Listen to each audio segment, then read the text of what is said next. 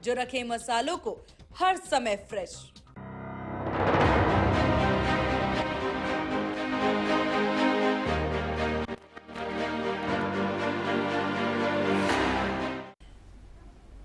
नमस्कार, आप देख रहे हैं एचएनएन न्यूज, जुनून सच दिखाने का मैं हूं आपके साथ उन्नति भटनागर। सियासत के संग्राम में लगातार चर्चा 5 राज्यों के नतीजों को लेकर, और बंगाल से रुख करेंगे बड़ी खबर क्योंकि सामने आ रही है, जहां बंगाल में जिस तरीके से बीजेपी जीत की ओर आगे बढ़ती हुई नजर आ रही है, उस बीच ये बड़ी खबर बंगाल चुनाव से रुझानों में बीजेपी को बढ़त। पश्चिम बंगाल में बीजेपी को 192 सीटें देखिए मिलती हुई नजर आ रही है। रुझानों में टीएमसी 97 सीटों पर सिमटती हुई नजर आ रही है। जंगल महल बेल्ट की 4 सीटों पर बीजेपी आगे।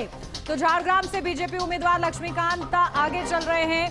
गोपी वल्लभपुर से बीजेपी के राजेश मेहता आगे चल रहे हैं। तो नया ग्राम से शुरुआती रुझानों में बीजेपी को बढ़त। तो ये आंकड़े हैं और कहीं ना कहीं रुझान जो सामने आ रहे हैं वो बीजेपी के लिए बेहतरीन बात, क्योंकि बीजेपी को बढ़त मिलती हुई यहां पर नजर आ रही है। टीएमसी 97 सीटों पर सिमटती हुई। जंगल महल बेल्ट का अगर जिक्र किया जाए तो देखिए इनकी 4 सीटों पर बीजेपी ने बढ़त बनाई हुई है।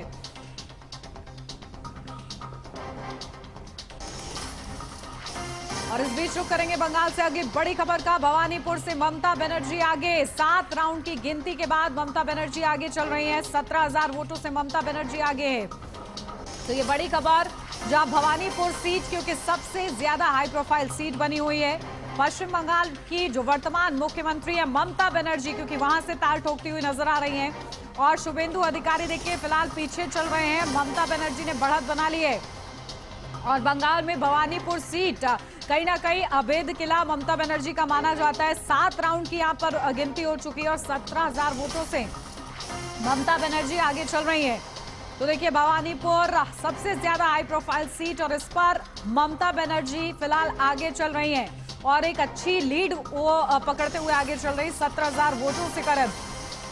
तो बंगाल से ये खबर, जहां बंगाल में जो नतीजे फिलहाल अभी सामने आ रहे हैं शुरुआती रुझान के रूप में, वो कहीं ना कहीं अच्छे संकेत बीजेपी के लिए दे रहे हैं। लेकिन भवानीपुर सीट पर ममता बनर्जी की पकड़ दिखा रही है कि वो भी कड़ी फाइट देती हुई नजर आ रही है। तो अगली खबर पश्चिम बंगाल से, जहां आसनसोल से बीजेपी आगे।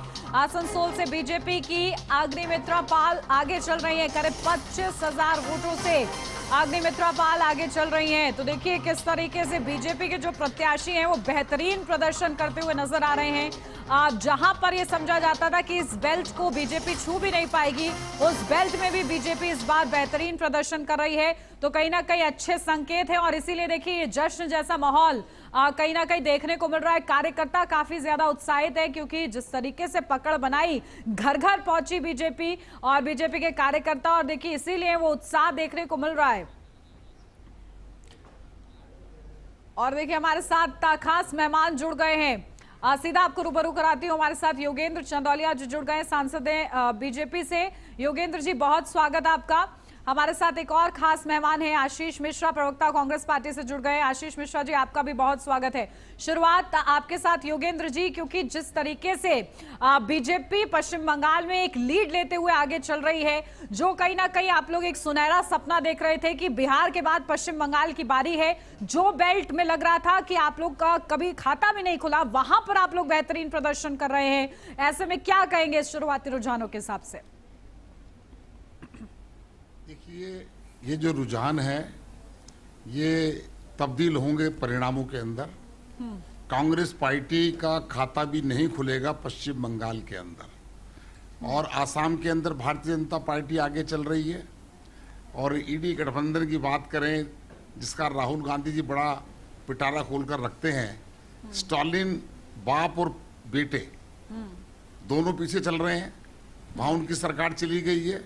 नरेंद्र मोदी जी के नेतृत्व के अंदर पश्चिम बंगाल, जिसको बहुत कठिन कहा जाता था कि भारतीय जनता पार्टी का सरकार बनाना मुश्किल है, प्रधानमंत्री जी ने बंगाल के मतदाताओं से अपील की थी कि ज़्यादा से ज़्यादा वोट डालें, और हमें उसी दिन पता लग गया था जब 90% से ज़्यादा वोटिंग हो गई तो ये सत्ता परिवर्तन की ओर दिखा रही थी।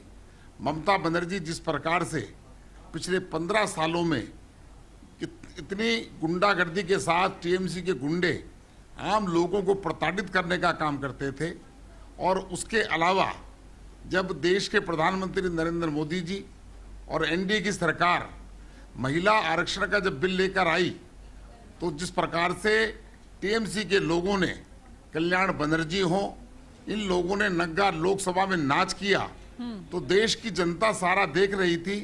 अब ये इस प्रकार का जादुई करिश्मा नहीं है, ये प्रधानमंत्री जी की पूरे देश के अंदर उनका सम्मान है। लोग उनकी बात को सुनते हैं और उनकी बात को अमल करते हैं। ये भारतीय जनता पार्टी की अब तक की सबसे बड़ी जीत, हम वहां पर आगे बढ़ रहे हैं। ठीक है, यानी कि वो खुशी जाहिर कर रहे हैं आप, क्योंकि जीत के करीब पहुंचते हुए नजर आ रहे हैं। आशीष मिश्रा जी, आपके पास आ रही हूँ। कांग्रेस क्या स्थिति, क्योंकि असम में देखिए आप लोग को बड़ा झटका लगता हुआ नजर आ रहा है अभी तक अगर देखा जाए तो, और असम में क्योंकि आप लोग कह रहे थे परिवर्तन होगा, कई मुद्दे आप लोग की तरफ से रखे गए, तुष्टीकरण के आरोप लगाए गए, लेकिन वो चलते हुए नजर नहीं आए।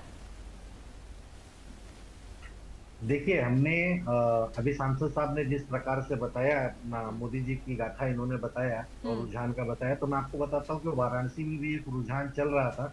शुरुआत से लेकर अंत तक प्रधानमंत्री जी पीछे ही चल रहे थे। ठीक है, और गिरते संभलते न जाने कैसे उनकी नैया पार हो गई, वरना जिस माँ गंगा ने बुलाया था, इस बार वो माँ गंगा में ही डूबने की तैयारी पूरी हो चुकी। लेकिन अब तीसरी बार उन्होंने सरकार बना ली है, और अब देखिए पश्चिम बंगाल में कमल खिलता हुआ नजर आ रहा है अभी तक के हिसाब से। नहीं, बता रहा हूँ, उस पे आ रहा हूँ, बता रहा हूँ। अभी इन्होंने महिला आरक्षण के बिल का मुद्दा लेके आया। जब जिस चीज का अमेंडमेंट कानून बन चुका है 2023 में, क्या भारतीय जनता पार्टी के सांसद महोदय इस बात को मानेंगे? अरे 33% आरक्षण लागू कीजिए ना। आप जब तक पूर्ण बहुमत की सरकार थी, तब आपको महिलाओं का ख्याल नहीं आया। राज्यसभा में हमने तो राज्यसभा में उसको पास करा के पहले ही दे दिया था आपको, लेकिन आपने एक बार मंशा जाहिर की, संपूर्ण विपक्ष ने मिलकर आपको मदद किया और आपका साथ दिया। महिला आरक्षण का कानून बनके पास हुआ अमेंडमेंट। बट लेकिन इन्होंने सही समय देखा, इन्होंने देखा कि अब इनके पास खेला खेलने के लिए क्या बचा हुआ है। तो खेला खेलने के लिए जिस प्रकार से भी एक भारतीय जनता पार्टी के प्रवक्ता महोदय थे, उन्होंने कहा सिंदूर को खेला का नाम दिया। तो मैंने उनको एक एग्जांपल बताया कि आप लोगों ने पहलगाम से लेके पार्लियामेंट तक महिलाओं के साथ में, सिंदूर के साथ में क्या खेला होता है, ये आपने खेल के दिखाया है। वही आप बंगाल में करने के लिए गए हो, इसलिए सिंदूर आपके लिए खेला हो सकता है, हमारे लिए सिंदूर बहुड़ना कहते हैं, उसकी निगरानी करना कहते हैं। अब आते हैं तीसरी बात, झालगुड़ी पे आ रहे थे। ठीक है, आ रही हूँ आपके पास आशीष जी, आ रही हूँ आपके पास, लेकिन इस बीच देखिए प्रतिक्रियाएं सामने आ रही हैं। UDF in Tamil Nadu now results are showing a different picture. So our party, the CPI, will analyze the reasons, and our party is of the view that secular democratic parties must draw proper lessons from these elections and the verdict given by the people. Assam and Bengal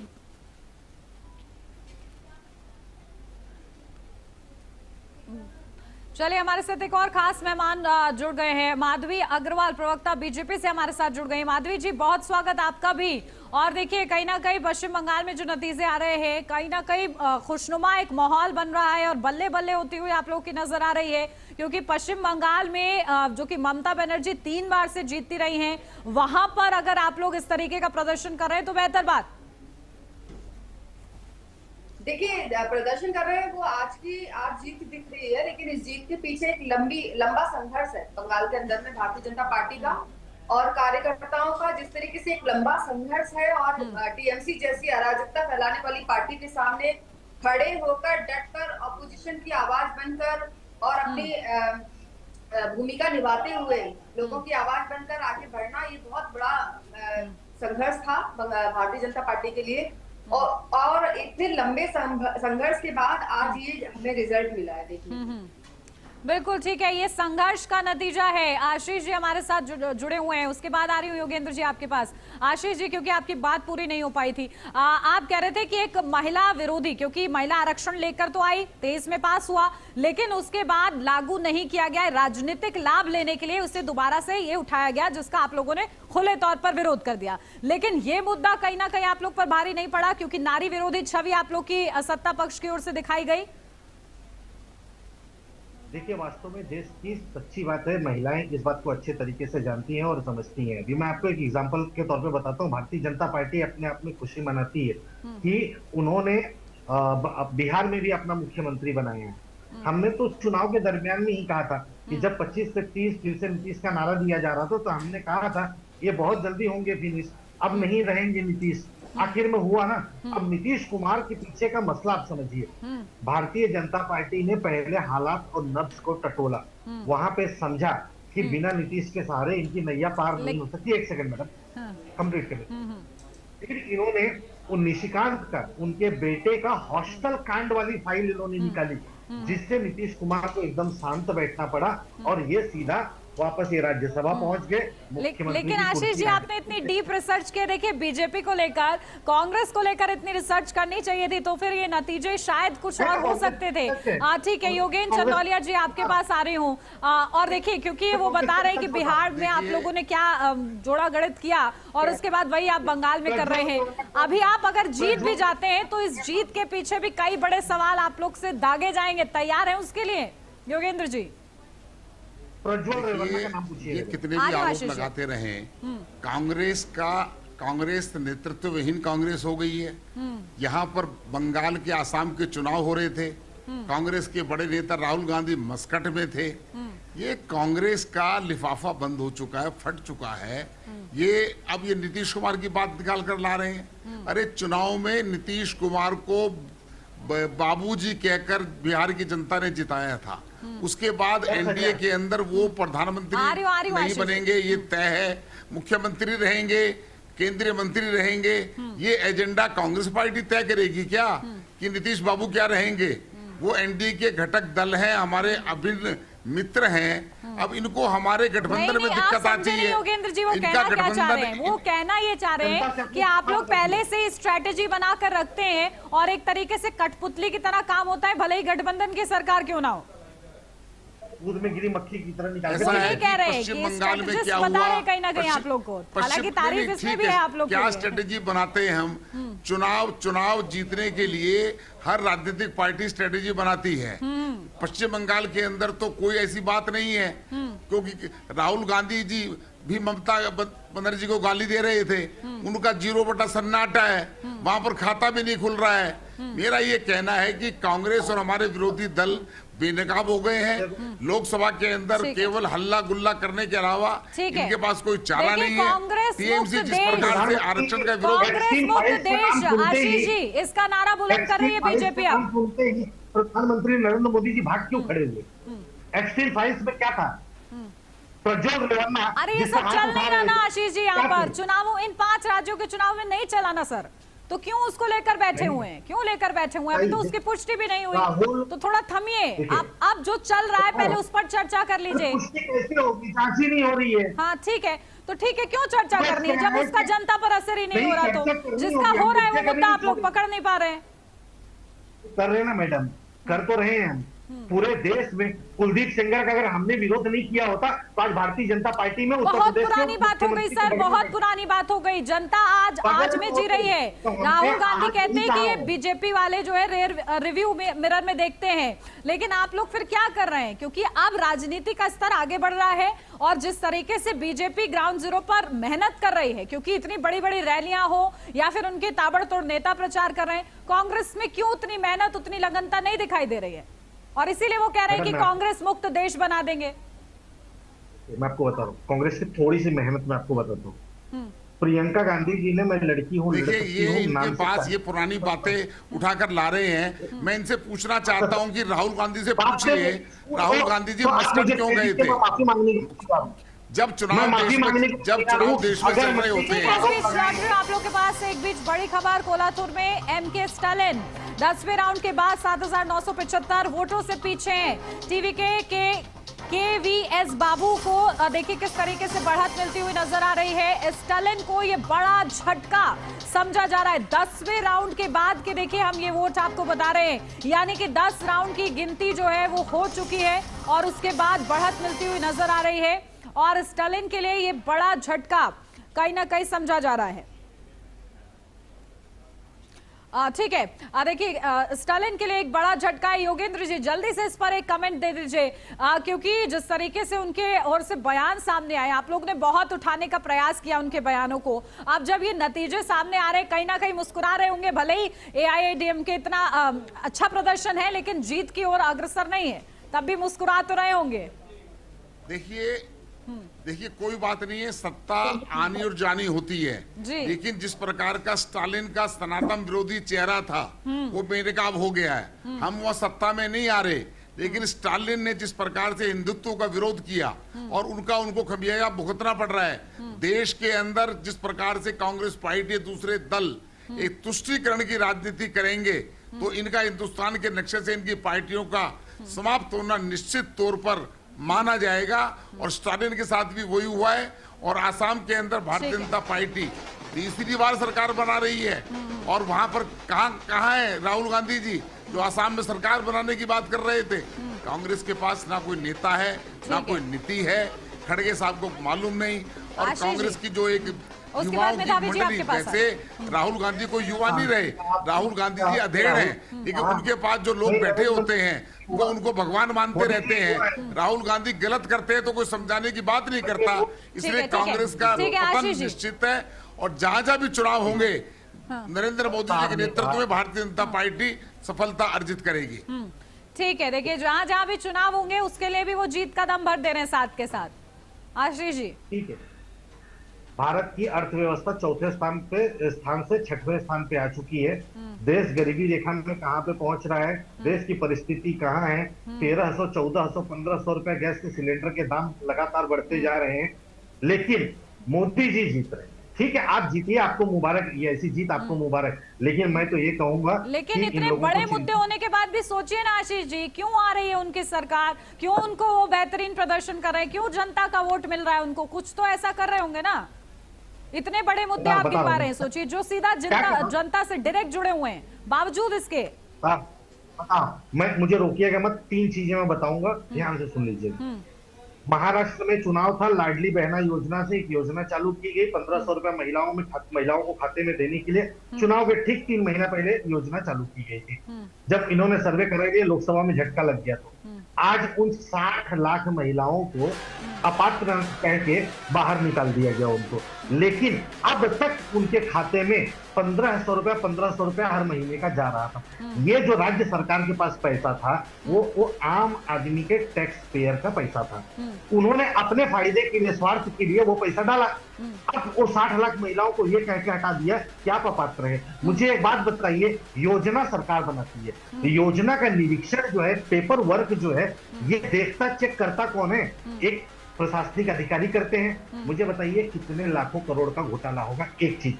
दूसरा चीज, आप चले जाइए बिहार, चुनाव के ठीक पहले 10-10 हजार रुपए खाते में देने की बात हुई, 1,90,000 रुपया और खाते नहीं में तो आप ये कह रहे हैं कि कोई चुनावी वादा नहीं करता और वो चुनावी वादा पूरा हो जाता है। कैसी बातें कर रहे हैं सर? राजनीति में यही तो चलता आ रहा है कि वादे इतने बड़े बड़े किए जाते हैं, पूरे नहीं होते। उस पर आरोप लगाते हैं और कई वायदा पूरा नहीं हुआ, उस पर आरोप लगाते हैं। ठीक है, आलोक जी को कुछ मालूम नहीं है। आलोक जी आप देखिए, सीखिए। आप आलोक जी को कुछ मालूम नहीं है, कौन सी पुरानी बातें निकाल कर ला रहे हैं। मैं आपसे पूछ रहा हूँ, आप अपने नेता से पूछिए मस्कट क्या लेने गए थे वो। जब देश में चुनाव चल रहा होता है जाकर वो मस्कट के अंदर बैठते हैं। ठीक है, मेधावी जी इंतजार करें काफी देर से। देश की बात को विदेश में जाकर भारत सरकार की जो है बुराइयां करते हैं। अगर इस प्रकार से भारत सरकार की बुराइयां, ठीक है, ये सियासी रस्साकशी जारी रहेगी क्योंकि भाई आज तो नतीजों का दिन है। लेकिन मेधावी जी देखिए, जहां जहां आप लोग के लिए बेहतरीन सिचुएशन है वो तो सामने है ही। तमिलनाडु में भी AIADMK अच्छा प्रदर्शन करती हुई नजर आ रही है, जीत के करीब नहीं लग रही लेकिन प्रदर्शन अच्छा कर रही है। क्या किस तरीके से आप लोग की आगे की रणनीति, क्योंकि बीजेपी कहती है एक चुनाव खत्म हुआ हम दूसरे की तैयारी शुरू कर देते हैं।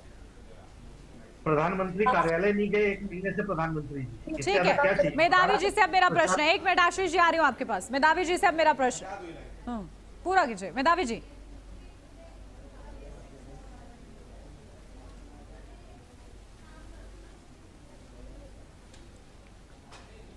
टेलीप्रॉम्प्टर बंद हो गया। चलिए, शायद उन तक आवाज नहीं पहुंच रही है या संपर्क टूट गया है, दोबारा से उनसे संपर्क साधने की कोशिश करेंगे। लेकिन इस बीच योगेंद्र जी आपके पास आ रही हूँ। देखिए, बल्ले बल्ले तो है आपकी, क्योंकि काफी जगह आप लोग के फेवर में नतीजे आते हुए सामने आ रहे हैं, लेकिन साथ के साथ अगर भवानीपुर सीट की बात की जाए तो ममता बनर्जी लगातार वहां पर लीड लेती हुई नजर आ रही है और आप लोग जीत का दम पश्चिम बंगाल में सबसे ज्यादा यही भर रहे थे कि यहाँ शुभेंदु अधिकारी हरा देंगे। इंतजार कीजिएगा अभी। चलिए, इस बीच एक बड़ी खबर, तमिलनाडु में डिप्टी सीएम उदयनिधि स्टालिन आगे चल रहे हैं। 7वें राउंड के बाद उदयनिधि स्टालिन आगे चल रहे हैं। बड़ी खबर, 7वें राउंड के बाद 2113 वोटों की बढ़त, तो टीवीके के सेल्वम डी से कड़ी टक्कर देखने को मिल रही है। तो देखिए, टीवीके क्योंकि बड़ी पार्टी और नंबर 1 की पार्टी उभरती हुई नजर आ रही है, तो ये कहीं ना कहीं एक बेहतरीन बात है क्योंकि नई पार्टी है, पहली बार चुनाव में उतरी और उसके बाद देखिए किस तरीके से लहर टीवीके के देखने को मिल रही है। और लगातार चुनावी नतीजों पर हम लोग चर्चा कर रहे हैं। मेहमान हमारे साथ बने हुए योगेंद्र जी, आपके पास आ रही हूं और भवानीपुर सीट का मैं जिक्र कर रही थी क्योंकि वहां से ममता बनर्जी अभी भी आगे चल रही हैं। आप लोग, क्योंकि कड़ी fight, neck to neck fight, इसलिए मैं इसको बार बार कह रही हूँ क्योंकि अभी भी ममता बनर्जी ऐसा नहीं कि बहुत ज्यादा पिछड़ गई हूँ, बल्कि लीड लेते हुए भवानीपुर में नजर आ रही है। क्या कहेंगे इस पर, क्योंकि आप लोग ने दावा किया था कि ये सीट भी हाथ से जाने वाली है उनके।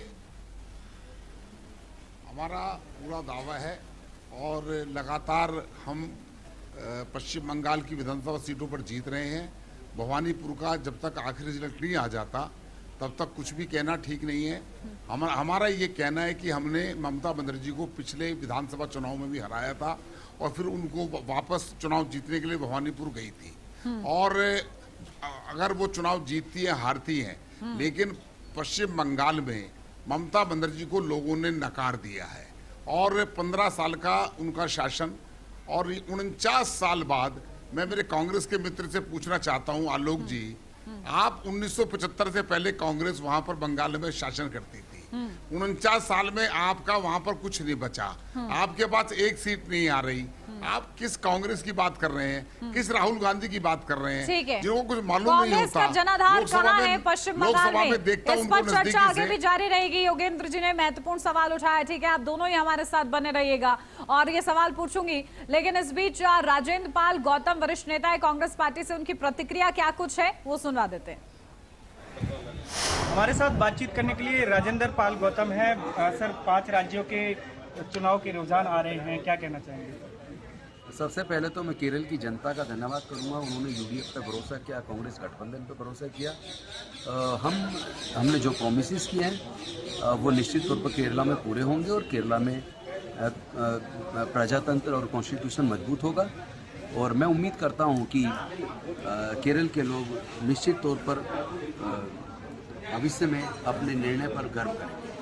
सर, देखने को मिल रहा है पश्चिम बंगाल और तमिलनाडु में कहीं न कहीं सत्ता परिवर्तन हो रहा है, क्या कहते हैं? ये बड़ा आश्चर्य की बात है और आश्चर्य नहीं भी कहेंगे क्योंकि साउथ में तो ऐसा पहले भी होता है कि कोई पिक्चर, कोई फिल्मी कलाकार अचानक आता है, पार्टी बनाता है और तुरंत बहुमत से सरकार भी बना लेता है। लेकिन चैलेंजेस होते हैं, वादा करना अलग बात है, सरकार का अपना इनकम सोर्सेज होते हैं, रिवेन्यूज़ होते हैं और वो रिवेन्यूज़ के हिसाब से ही अपनी योजनाओं को अंजाम दे सकते हैं। तो मेरी तो शुभकामनाएं हैं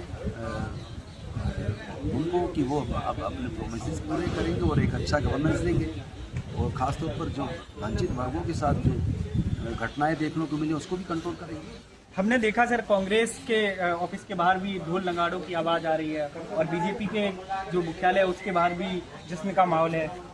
देखिए, केरल के अंदर कांग्रेस जिस तरह अब हमारा गठबंधन जीत के सत्ता में आया है, अब हमारी 4 राज्यों में सरकार है, तो धीरे धीरे कांग्रेस लोग याद कर रहे हैं पूरे देश में कि बीजेपी ने देश को तबाह कर दिया, डेमोक्रेसी को कमजोर कर दिया, संविधान के लिए खतरा बना दिया और सारी संवैधानिक संस्थाएं जिस तरह खत्म हो रही हैं, इसलिए अब लोग कांग्रेस को याद करने लगे और कांग्रेस का भविष्य में कांग्रेस की वापसी निश्चित है। बिल्कुल, बहुत बहुत शुक्रिया हमसे बातचीत करने के लिए।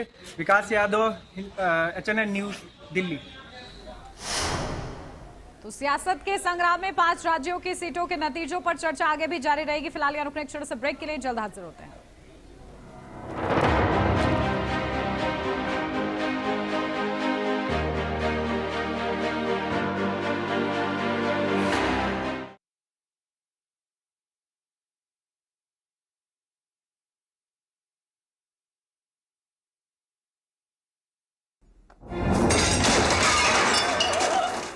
फर्श की टाइल्स को चेंज करो, बड़ी स्लिपरी हैं। थर्मोकूल वॉशिंग मशीन। थर्मोकूल, इंडिया का नया अंदाज। गोल्डी हिंग का तड़का लगे तो सभी दबा के खाते हैं। गोल्डी हिंग, कण कण में जान। आइसक्रीम खाओगी? जंगल में आइसक्रीम मिलती है। समर कूल रेफ्रिजरेटर, आप अपनी ड्यूटी निभाओ, ये अपनी ड्यूटी निभाएगा। समर कूल, लाइफ बनाए वंडरफुल। ये मेरी लाइफ का सबसे बेस्ट पल है। IVF से मुझे मिला खुद का बच्चा पाने का बेस्ट मौका। इंदिरा IVF की खास टेक्निक देती है आने वाले बच्चे को एक नेचुरल गर्भ जैसा वातावरण और बढ़ाती है खुशखबरी का मौका। इंदिरा IVF, खुशखबरी का बेस्ट मौका। यशस्वी प्रधानमंत्री श्री नरेंद्र मोदी जी के मार्गदर्शन एवं माननीय मुख्यमंत्री योगी आदित्यनाथ जी के सतत प्रयासों का सुखद परिणाम है विगत 9 वर्षों में उत्तर प्रदेश का नव निर्माण। आज प्रदेश में सशक्त मातृशक्ति, समृद्ध अन्नदाता, सपनों को साकार कर रहे युवा निखरते प्रदेश का प्रतीक बन गए हैं। उद्योग एवं अवसंरचना का अभूतपूर्व विस्तार हुआ है। गरीबों एवं वंचितों को आधुनिक उपचार से लेकर आवास प्रदान किए जा रहे हैं। प्रधानमंत्री आवास के लिए मैंने फॉर्म भरा तो उसमें मेरा नाम आ गया लॉटरी में। मैं उनका बहुत बहुत धन्यवाद करती हूँ। प्रदेश के सांस्कृतिक और आध्यात्मिक पुनर्जागरण की आज वैश्विक पहचान है। सुदृढ़ कानून व्यवस्था है। उत्तर प्रदेश में भय मुक्त परिवेश है। 15 लाख करोड़ से अधिक के निवेश धरातल पर उतारे जा रहे हैं। समृद्धि का नव संदेश, नए भारत का नया उत्तर प्रदेश।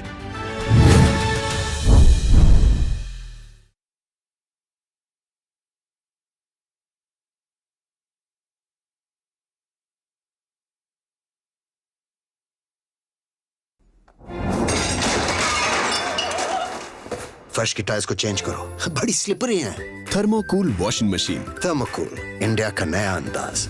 गोल्डी हिंग का तड़का लगे तो सभी दबा के खाते हैं। गोल्डी हिंग, कण कण में जान। आइसक्रीम खाओगी? जंगल में आइसक्रीम मिलती है। समर कूल रेफ्रिजरेटर, आप अपनी ड्यूटी निभाओ, ये अपनी ड्यूटी निभाएगा। समर कूल, लाइफ बनाए।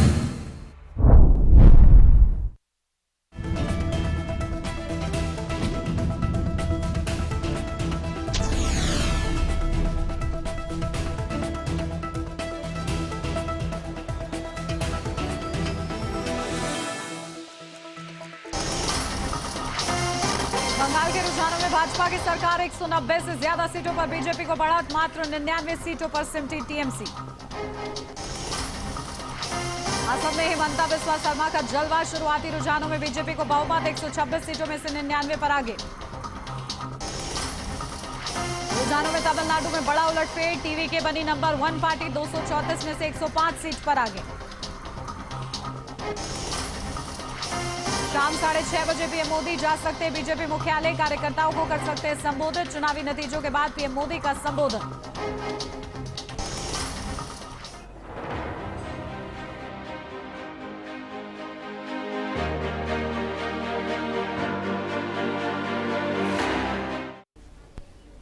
ब्रेक के बाद स्वागत है आपका। बढ़ते हैं आगे। सियासत के संग्राम में लगातार चर्चा 5 राज्यों के नतीजे को लेकर, और इस बीच पश्चिम बंगाल से बड़ी खबर सामने आ रही है, जहां बंगाल में लहर रहा है बीजेपी का परचम, तो लहरा रहा है।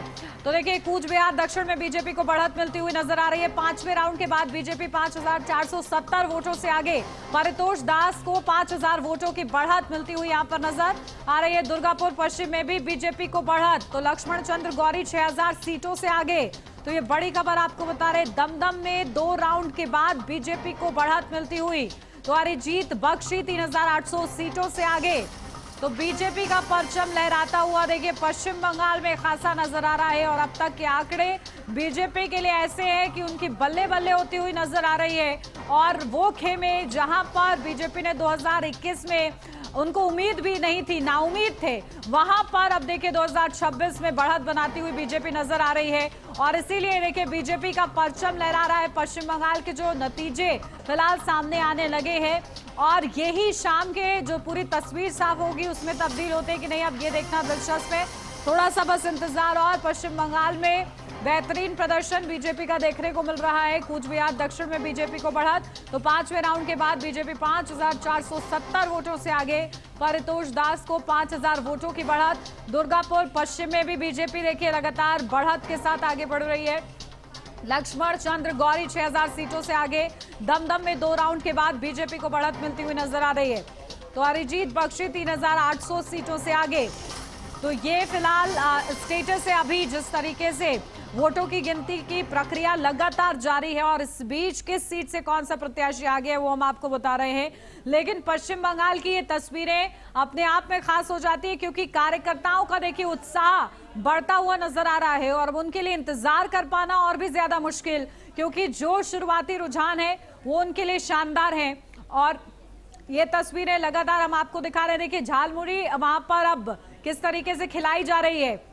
जब प्रधानमंत्री वहां पर पहुंचे तो उन्होंने झालमुड़ी खाई और उसका जो अंदाज था वो काफी दूर तक गया पश्चिम बंगाल की जनता से, क्योंकि खासा जुड़ाव रखता है ये झालमुड़ी।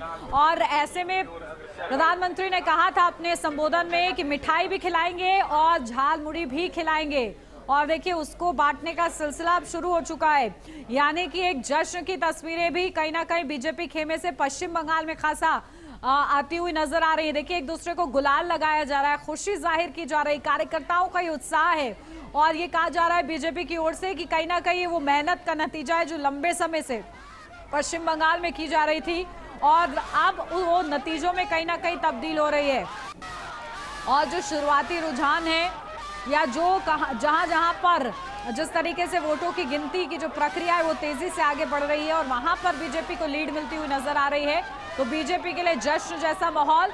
और ये तस्वीरें लगातार हम आपको दिखा रहे हैं, देखिए किस तरीके से उत्साह और ये विक्ट्री साइन यहाँ पर बीजेपी के कार्यकर्ता दिखाते हुए नजर आ रहे हैं।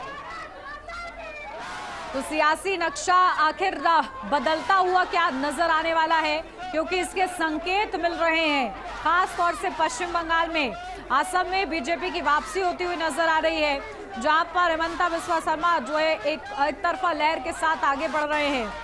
लेकिन पश्चिम बंगाल में जो फाइट समझी जा रही थी, जो एग्जिट पोल में भी हालांकि सामने आ रही थी कि बीजेपी अच्छा प्रदर्शन करने वाली है, हालांकि टीएमसी इससे लगातार इनकार कर रही थी। लेकिन अब चौंकाने वाली बात यहाँ पर यह है कि जो एग्जिट पोल में खुशी की बात थी वो कहीं ना कहीं इन नतीजों में भी नजर आ रही है बीजेपी के लिए। और इसीलिए ये माहौल आप वहां पर देख रहे हैं, जश्न का है, उत्साह का है, जहां एक दूसरे को गुलाल लगाते हुए कार्यकर्ता नजर आ रहे हैं। विक्ट्री साइन यहाँ पर दिखाया जा रहा है। महिलाएं वहां पर खुश हैं क्योंकि महिलाओं का तो सबसे बड़ा मुद्दा वहां पर उठाया गया, जहां ममता बनर्जी लगातार माँ माटी मानुष की बात करने वाली ममता बनर्जी, जिस तरीके से ये कहा गया कि आधी आबादी के विरोध की बात करती हैं, उनके हक की बात नहीं करती हैं। महिला आरक्षण को लेकर भी इस तरीके की बातें आई, साथ ही साथ जो बड़ी बड़ी घटनाएं हुई, चाहे आरजे मेडिकल कॉलेज की हो या फिर संदेश खाली हो, ऐसे में जो छवि ममता बनर्जी की विपक्ष की ओर से, यानी कि पश्चिम बंगाल के विपक्ष की ओर से बीजेपी की ओर से दिखाई गई, वो कहीं ना कहीं देखिए ऐसा समझ में आ रहा है कि प्रभावी साबित होती हुई नजर आई, क्योंकि शुरुआती रुझान तो यही इशारा करते हुए नजर आ रहे हैं। तो महिलाएं भी वहां पर बेहद ही ज्यादा खुश हैं लॉ एंड ऑर्डर की स्थिति का, क्योंकि लगातार पश्चिम बंगाल में जिक्र रहा इस पूरे चुनाव के दौरान भी, चुनाव से पहले भी, और बीजेपी ने इसको गर्मजोशी के साथ उठाया था। ये मुद्दा भी कहीं ना कहीं बीजेपी के खाते में लाभ पहुंचाता हुआ तो देखिए, काउंटिंग से पहले बड़ा फैसला, एडिशनल काउंटिंग ऑब्जर्वर नियुक्त किए गए, एडिशनल पुलिस ऑब्जर्वर नियुक्त किए गए। काउंटिंग ऑब्जर्वर की मदद करेंगे 165 तो 77 काउंटिंग सेंटर्स के पास सुरक्षा की जिम्मेदारी, क्योंकि जहां हम लोगों ने देखा कि चुनाव के दौरान भी बवाल हुए थे कई बूथों पर, तो इस लिहाज से यहां पर सुरक्षा को और ज्यादा पुख्ता किया गया था और ऑब्जर्वर्स वहां पर तैनात किए गए थे जिन्होंने बेहतरीन काम किया है। तो वो भी एक स्थिति यहां पर देखने को मिली है।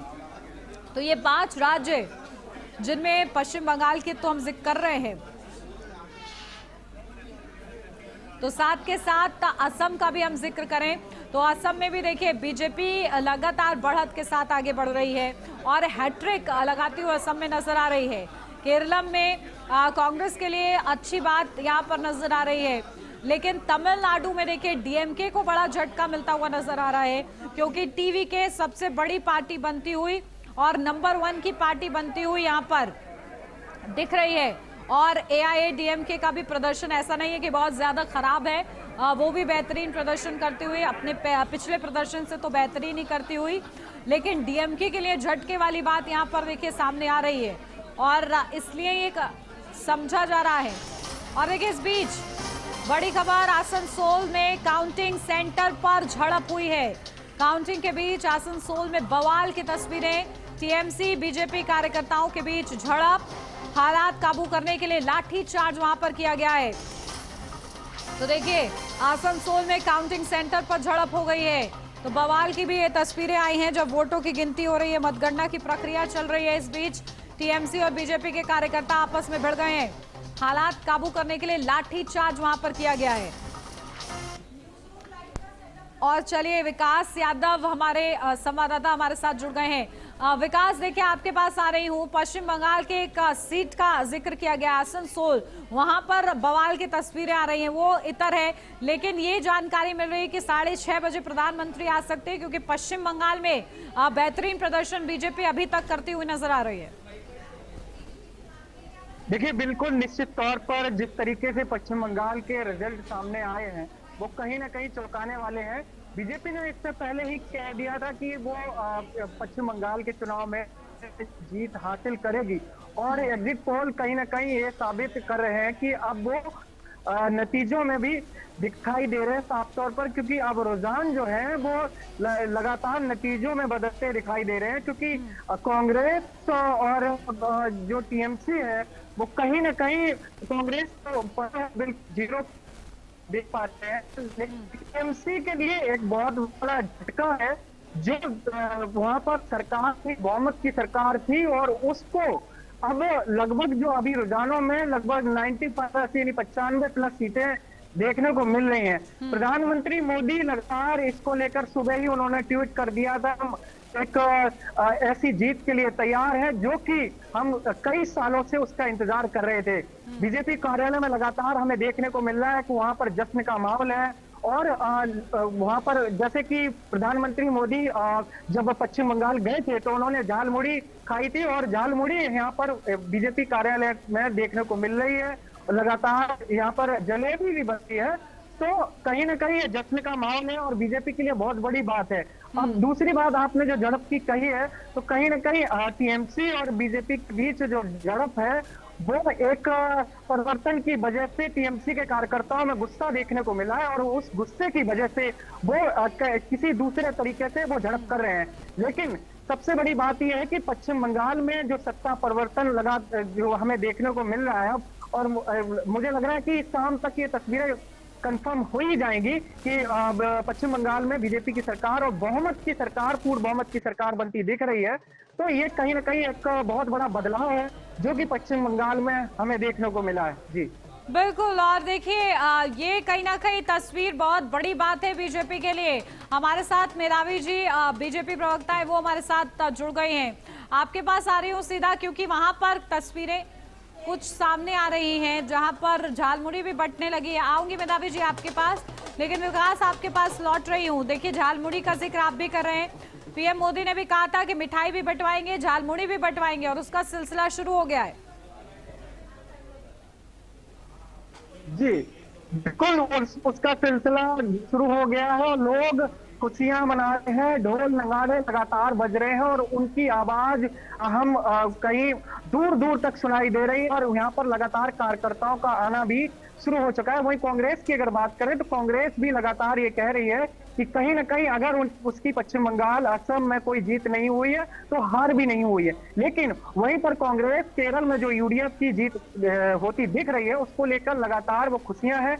कांग्रेस मुख्यालय पर लगातार कई सारे वरिष्ठ नेता पहुंच रहे हैं और वो कांग्रेस की जो जीत केरलम में होती दिख रही है उसको लेकर खुशी है। उन्होंने कई मेरी वरिष्ठ नेताओं से बातचीत हुई, उसमें उन्होंने कहा कि हमारे अभी 3 राज्यों में मुख्यमंत्री थे, अब वो 4 राज्यों में हो जाएंगे और केरल में जो जनाधार उन्हें मिला है कहीं ना कहीं वो एक बड़ा जनाधार है। और इसको लेकर उन्होंने कहा था, अभी कांग्रेस के वरिष्ठ नेता और राज्यसभा सांसद इमरान प्रतापगढ़ी बात कर रहे थे तो उन्होंने साफ तौर पर ये कहा था कि हमने जब केरलम चुनाव के लिए प्रचार किया था तो हमने सेंचुरी के लिए पूरी तरह से कह दिया था कि वहां पर सेंचुरी बनेगी और वही हम अभी जो देख पा रहे हैं लगभग 97 से लेकर 100 तक के आंकड़े, क्योंकि अभी रुझान है तो हमें ये कहना मतलब सही नहीं होगा। बिल्कुल और देखिए अभी बस थोड़ा सा और इंतजार, फिर नतीजे पूरी तरीके से साफ हो जाएंगे। रिया भी हमारी संवाददाता हमारे साथ जुड़ गई हैं।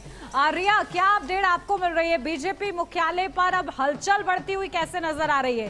क्योंकि देखिए हमारे साथ लगातार प्रवक्ता जुड़ रहे हैं जो कि अभी से ही खुशी जाहिर कर रहे हैं, तो मुख्यालय पर क्या आलम?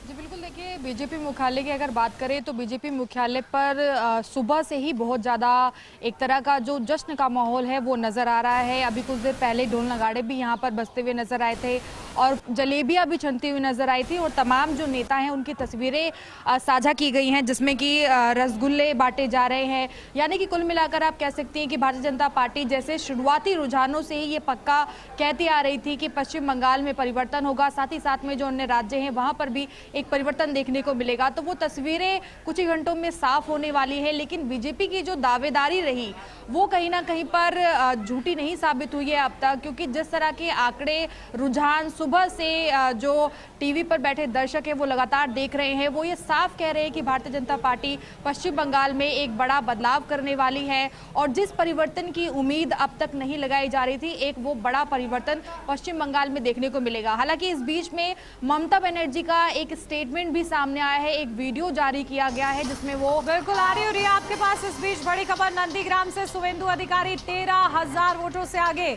छठे राउंड में शुवेंदु अधिकारी 7,389 वोटों से आगे। देखिए टीएमसी के पवित्र कर, उनकी भी क्या वोटों की गिनती में क्या कहीं ना कहीं स्टेटस रह रहा है, कितने वोट वो जीतते हुए नजर आ रहे हैं वो हम आपको बता रहे हैं। तो टीएमसी के पवित्र कर 36,355 वोटों से पीछे। तो देखिए नंदीग्राम में शुवेंदु अधिकारी 13,000 वोट से आगे हैं। तो नंदीग्राम वो सीट जहां पर 2021 में भी शुवेंदु अधिकारी ने ममता बनर्जी को मात दी थी और ये कहीं ना कहीं शुवेंदु अधिकारी का गढ़ माना जाता है, जहां पर 13,000 वोट से वो आगे चल रहे हैं, बढ़त बनाए हुए लगातार। और चलिए हमारे संवाददाता पुनीत मोहन भी हमारे साथ जुड़ गए हैं। पुनीत, देखिए हलचल लखनऊ तक भी पहुंचती है और पश्चिम बंगाल की, क्योंकि हम लोग यहाँ पर लगातार जिक्र कर रहे हैं, जो रुझान सामने आ रहे हैं, नंदीग्राम सीट से शुवेंदु अधिकारी बढ़त बनाए हुए हैं, वहां पर जो बीजेपी खेमा है किस तरीके से उत्साह में है? जी बिल्कुल, देखिए जिस तरीके से पश्चिम बंगाल का ये चुनाव था, लेकिन 2027 में यूपी में विधानसभा के चुनाव होने में, और ऐसे में कहीं ना कहीं मैसेज बिल्कुल क्लियर है कि अगर भारतीय जनता पार्टी की इसी तरीके की रणनीति रही और इसी तरीके की मेहनत रही तो जिस तरीके का दावा भारतीय जनता पार्टी की रहेगी तो हैट्रिक लगाई जाएगी, यानी कि तीसरी बार भी सरकार बनाई जाएगी। आप देखिए कि जो चुनाव अच्छी गई है, INDI गठबंधन के जितने भी लोग हैं इस वक्त फिलहाल साइलेंट मोड पे हैं, लेकिन भारतीय जनता पार्टी के कार्यालय के आसपास जो चहलकदमी है वो बड़ी है। लोग एक दूसरे से गले मिल रहे हैं क्योंकि असंभव को संभव कर दिखाया है भारतीय जनता पार्टी ने। पश्चिम बंगाल में पूर्ण बहुमत की सरकार बनाना, क्योंकि जिस तरीके के दावे पेश किए जा रहे थे कि ममता बनर्जी रिपीट करेंगी, ममता बनर्जी फाइट कर रही हैं, आयरन लेडी हैं, तमाम तरीके की बातें कही गई थी। लेकिन जो रणनीति रही बीजेपी की, उसके आगे ममता बनर्जी की पूरी रणनीति फेल हुई है और भारतीय जनता पार्टी पूर्ण बहुमत से सरकार बना रही है। 2027 के लिए एक बड़ा मैसेज यूपी के लिए है, क्योंकि जितने बड़े कांटे की टक्कर पश्चिम बंगाल में देखने को मिली, उससे भी बड़ी कांटे की टक्कर यूपी में रहेगी। लेकिन बीजेपी हर चुनाव के लिए तैयार है। देखिए, भारतीय जनता पार्टी के जो कार्यकर्ता है, नेता है, वो हमेशा कहते हैं कि हम 24/7 चुनाव के लिए तैयार रहते हैं और हम हर चुनाव को सीरियसली लेते हैं, चाहे वो ग्राम पंचायत का हो, चाहे वो जिला पंचायत का हो, चाहे वो विधानसभा का हो, चाहे वो लोकसभा का हो। हम एक रणनीति तैयार करते हैं, मेहनत करते हैं और कहीं ना कहीं उस मेहनत का नतीजे सामने आते हैं। और जिस तरीके की पश्चिम बंगाल में मेहनत रही, तमाम तरीके के जो सर्वे आ रहे थे, ये बात जरूर कही जा रही थी कि भारतीय जनता पार्टी सरकार बनाएगी, लेकिन पूर्ण बहुमत से और इतनी ज्यादा सीटें ला करके सरकार बनाएगी, ये शायद किसी ने भी नहीं सोचा था। 2027 के लिए एक बड़ा मैसेज, बीजेपी के पास चहलकदमी, समाजवादी पार्टी के पास सन्नाटा। अब ऐसे में कहीं ना कहीं एक बार बेहतर रणनीति के साथ समाजवादी पार्टी को भी 2027 में बेहतर फाइट के लिए जुटना होगा। अभी से मेहनत करनी होगी, तभी 27 में क्या होगा ये तो वक्त बताएगा। जी, बड़ा मोटिवेशन बीजेपी को मिलेगा, क्योंकि पश्चिम बंगाल के लिए बीजेपी जिस तरीके से कोशिश कर रही थी, गृह मंत्री हो या फिर प्रधानमंत्री हो, सीएम योगी आदित्यनाथ हो, प्रचार के लिए भी वहां पर पहुंचे थे और एक बार नहीं काफी बार प्रचार के लिए पहुंचे थे। रिया, आपके पास आ रही हूँ, आप तस्वीरें बता रही थी वहां पर मुख्यालय के आगे की कि किस तरीके से वहां पर जोश और उत्साह है, क्योंकि आधिकारिक रूप से तो नहीं, लेकिन ये संभावना है कि 6:30 बजे प्रधानमंत्री आ सकते हैं मुख्यालय पर। जी बिल्कुल, देखिए अभी इस तरह की जानकारी दी जा रही है कि बीजेपी मुख्यालय पे आज जैसे ही सुबह से एक जश्न का माहौल नज़र आ रहा है और बीजेपी की जो बढ़त है, यानी कि अभी जो चुनावी रुझान सामने आ रहे हैं, उससे बीजेपी के प्रवक्ता हो, नेता हो या फिर मंत्री हो, हर किसी के बीच में एक खुशहाली नज़र आ रही है। और ये बताया जा रहा है कि अभी शाम को तकरीबन 5 बजे के आसपास में सभी जो बीजेपी के वरिष्ठ नेता हैं वो बीजेपी मुख्यालय पर पहुँचेंगे और प्रधानमंत्री नरेंद्र मोदी भी जो है उनको आश्वासित करने के लिए आ सकते हैं, क्योंकि एक तरह से ये जो विजन है कहीं ना कहीं पर पश्चिम बंगाल में क्लियर हुआ है। एक बड़ा बदलाव होने की पूरी जो संभावनाएं हैं वो अपने अंतिम पड़ाव पर चल रही है। कुछ ही घंटों में तस्वीरें साफ हो जाएंगी कि आखिर बंगाल को बदलाव मिलेगा या फिर उसी तरीके की वापसी। लेकिन इस बीच में एक बड़ा जो बयान है वो पश्चिम बंगाल में ममता बनर्जी का सामने आ रहा है, जिसमें वो बंगाली भाषा में आरोप लगा रही हैं। अभी इस वक्त वो जिक्र कर रही हैं कि किसी तरीके की छेड़छाड़ जो है वो पूरे सरकारी एजेंसियों के माध्यम से की गई है। हालांकि इस पर भी बीजेपी के तमाम नेताओं से जब सवाल पूछे गए हैं तो उन्होंने जवाब दिया है कि बीजेपी इस आरोप के जो जवाब है उन्हें देने के लिए भी आश्वासित है, यानी कि वो पूरी तरह से तैयार है। लेकिन ये पहली बार नहीं होगा, चाहे वो सरकार बिहार की रही हो, चाहे वो दिल्ली में सरकार बन रही हो, हर वक्त जो विपक्ष है वो बीजेपी की बढ़ती जीत को लेकर कहीं ना कहीं पर संदेह जाहिर करता है। लेकिन अब तो सरकार भारतीय जनता पार्टी की बनने वाली है, इस तरीके के जो बयान है वो भारतीय जनता पार्टी के तमाम नेता और मंत्री दे रहे हैं। काफ़ी कुछ अलग देखने मिलेगा, क्योंकि बीजेपी का साफ तौर से ये कहना है कि जो दहशत बंगाल में नजर आती थी अब वो नजर नहीं आएगी और नारी वंदन के तहत महिलाओं को एक बहुत बड़ा जो कार्ड है वो पश्चिम बंगाल में मिलेगा। और उसी के साथ साथ में जो एक तरह से अधिवेशन की बात की जाती है नारी वंदन में, बिल्कुल देखिए कई मुद्दे थे रिया, एक नहीं कई मुद्दे बीजेपी की ओर से उठाए गए और ऐसे में उनमें से कौन सा फैक्टर सबसे ज्यादा काम किया है, इस पर चर्चा आगे भी रहेगी। शुभम हमारे संवाददाता भी हमारे साथ जुड़ गए हैं। शुभम देखिए, क्योंकि 5 राज्यों के नतीजे का हम जिक्र कर रहे हैं, जिनमें से 3 में बीजेपी के लिए अच्छे संकेत, असम, पश्चिम बंगाल और पुडुचेरी।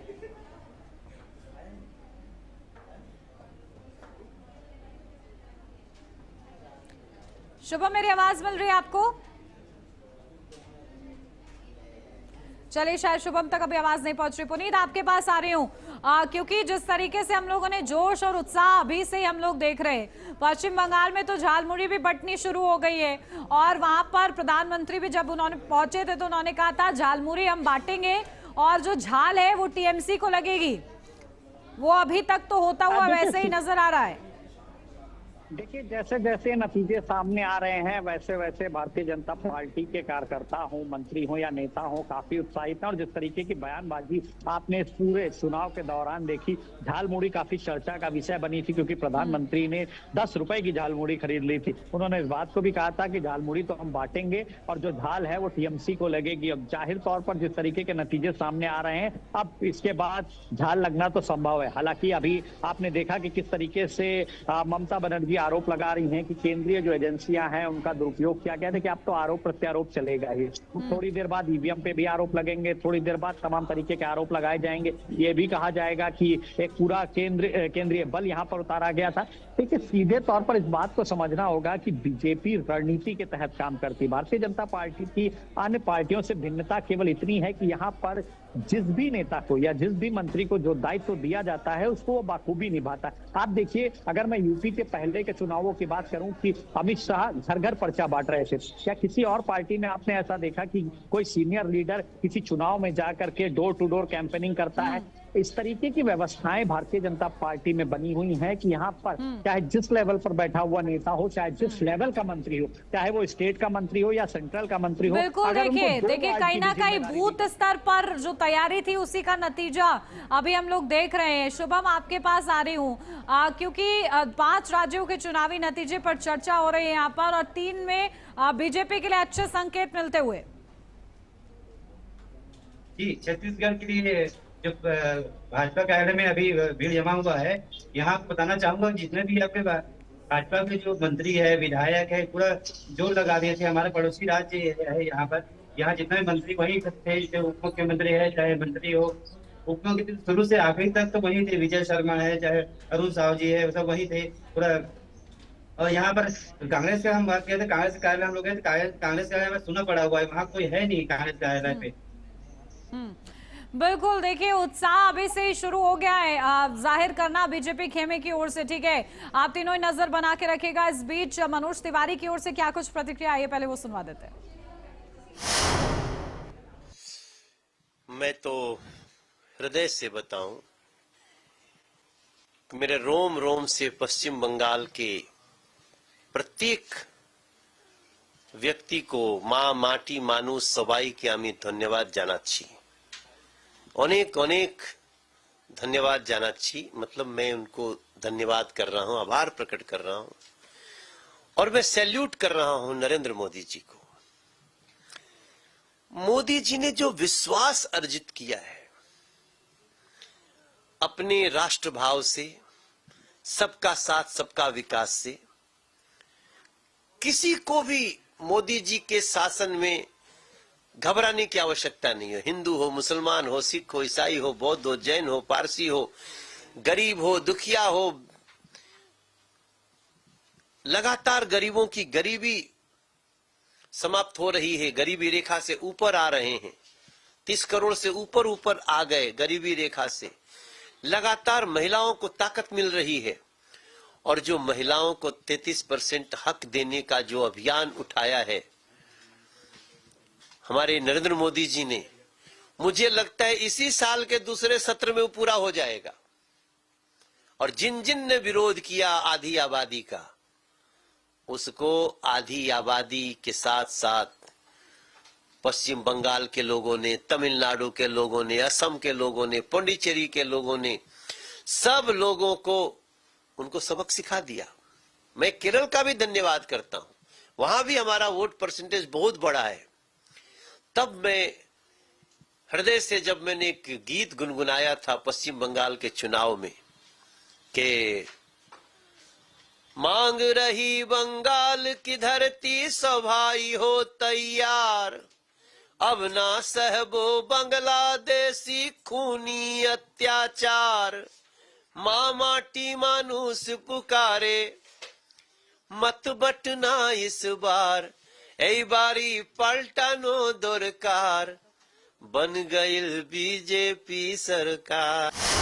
देखिए, आज पिछले दिनों जो 5 प्रदेशों में विधानसभा के चुनाव हुए थे, पश्चिम बंगाल, आसाम, तमिलनाडु, केरल और पुदुचेरी, तो उसके आज चुनाव परिणाम आने वाले हैं।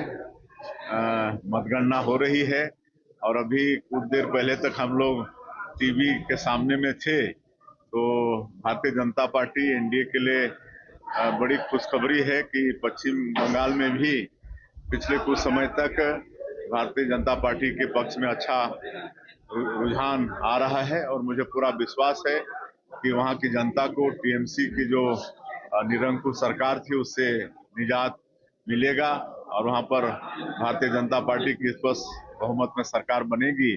आसाम में तो निश्चित रूप से बनी रही है, पुदुचेरी में भी भारतीय जनता पार्टी वहां पर भी जीत रही है और तमिलनाडु केरल में भी पहले से हम लोग की स्थिति अच्छी हो रही है, तो वहां की जनता को बहुत बहुत धन्यवाद देते हैं।